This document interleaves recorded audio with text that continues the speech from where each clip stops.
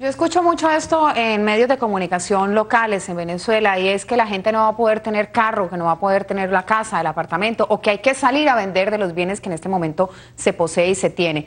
¿Qué respuesta nos da usted frente a esa sensación y a ese mensaje que se está transmitiendo en algunos medios de comunicación locales? Le insisto. Patricia, te daría dos respuestas fundamentalmente. La primera no la doy yo, sino que la da el texto mismo, es decir, el artículo propuesto, el 115, dice: la propiedad privada es aquella que pertenece a personas naturales o jurídicas y que se reconocen sobre bienes de uso y consumo y medios de producción legítimamente adquiridos. La propiedad privada, desde este punto de vista y según lo que acabo de leer en el artículo 115 propuesto, es defendida cabalmente. ¿De qué se trata? Se trata en estos momentos de defensores que quieren entender la propiedad privada de manera conservadora, es decir, se quiere entender la propiedad privada como una propiedad, y es bueno que esto quede claro, exclusiva.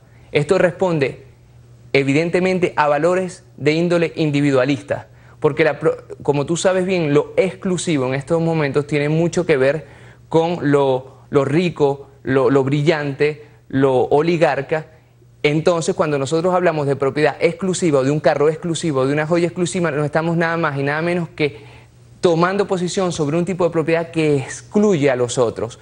La propiedad se tiene que entender desde otro punto de vista. La propiedad en estos momentos no se puede entender como una propiedad que excluye, sino una propiedad que incluye. Y al incluir, tenemos nosotros que tomar en consideración otros tipos, otras definiciones, otras conjugaciones de la propiedad misma.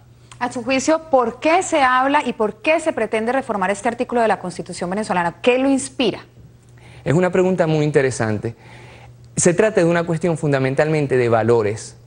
El espíritu del legislador en esta propuesta de reforma a la Constitución parte de valores que tienen que ver con lo colectivo, con lo social, con lo público.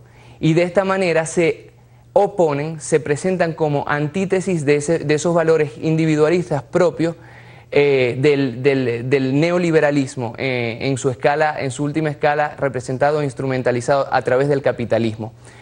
Si nosotros proponemos de manera sistémica, de manera orgánica, una propuesta constitucional para la discusión, lo hacemos a partir de un punto de vista del poder popular.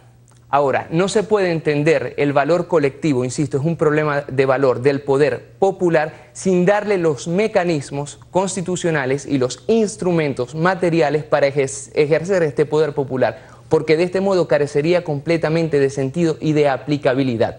Si entonces en artículos como por ejemplo el 136 nosotros hablamos de un poder popular, tenemos que también entonces abrir la discusión sobre diferentes tipos de propiedad social, de propiedad colectiva, de propiedad mixta. Detrás de las críticas que ven en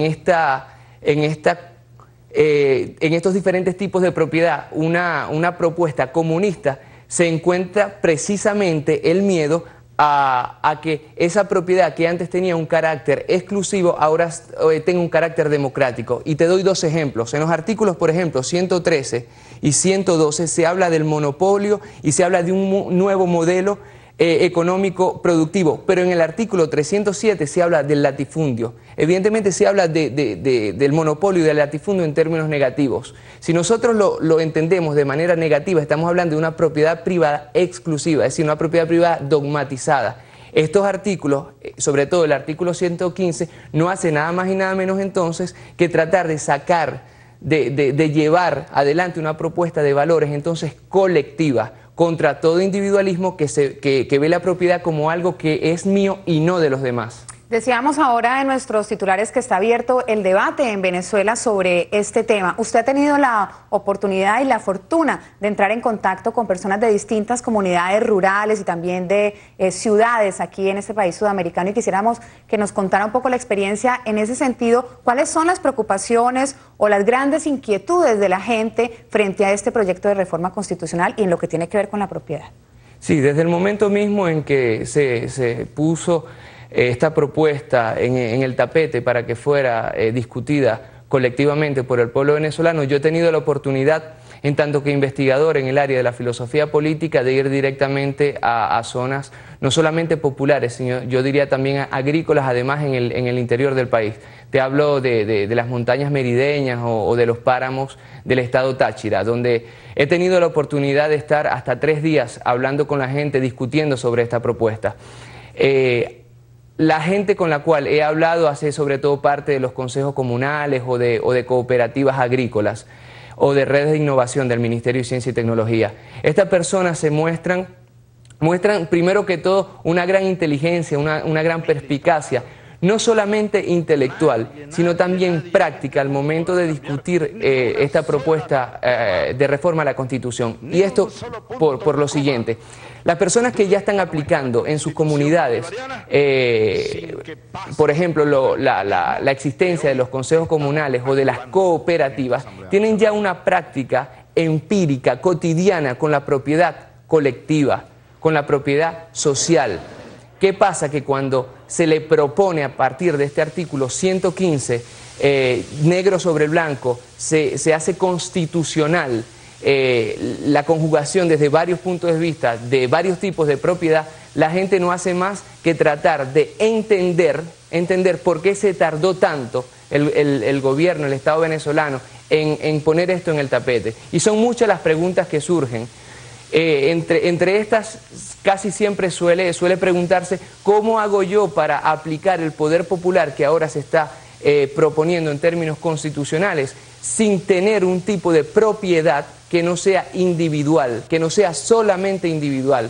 Esa era la gran problemática que se colocaba en el tapete.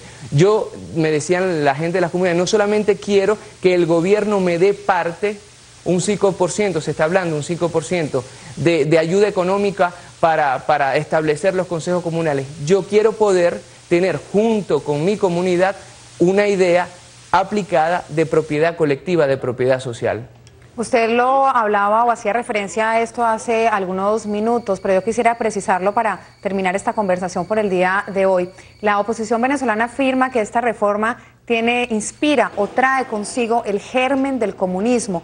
¿Cuál es su opinión y su reflexión sobre esto? Bueno, la reflexión es muy simple, es el tipo de afirmación que corta cualquier tipo de conversación. Puedo traer a colación, entre otras fuentes, el filósofo Marcel Gauchet, que escribió un libro que se llama La democracia contra sí misma, la démocratie contre elle-même, y plantea el hecho de que la sociedad democrática occidental ha dogmatizado algunos derechos humanos, ha hecho de algunos derechos humanos dogmas que no se pueden tocar. Por ejemplo, el de la propiedad. Los derechos humanos en este sentido se han convertido en instrumentos políticos para una ideología neoliberal de derecha. De este modo nosotros no podemos tocar ningún tipo de derecho como el de la propiedad, porque de esa manera iríamos contra la humanidad misma. Figúrate tú.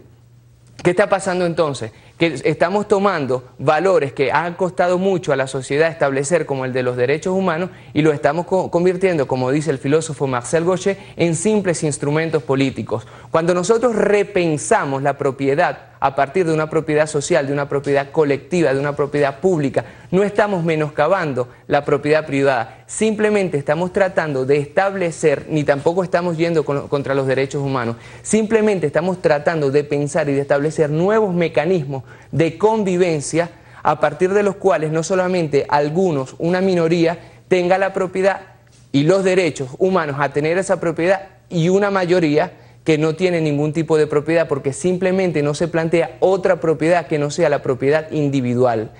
Mi pregunta sería entonces, para terminar: ¿cómo conjugar una democracia con D mayúscula con un concepto conservador de propiedad que solamente le da prerrogativas de propiedad a una parte muy pequeña de la población? ¿Cómo conjugar entonces los resultados, es decir, la pobreza? ¿Cómo conjugar democracia y pobreza?